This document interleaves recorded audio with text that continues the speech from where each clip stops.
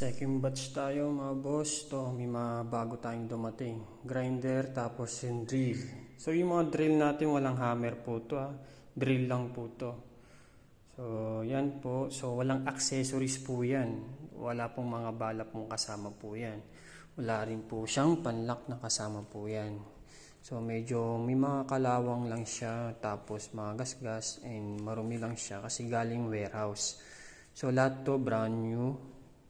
So galing warehouse po yan, matagal na kasi siya naka-stock po.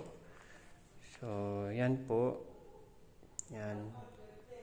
450 pesos per piece na lang po yan. So kung gusto nyo, so PM lang kayo sa akin. So kung gusto rin kunin lahat po to, so mas bababa po yan. Yan.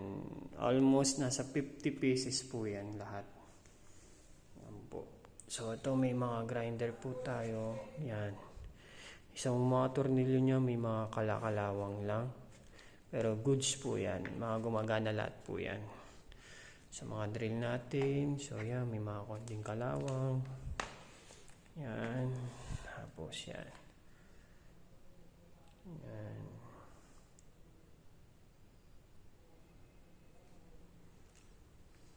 Okay. PM na lang kayo sa akin.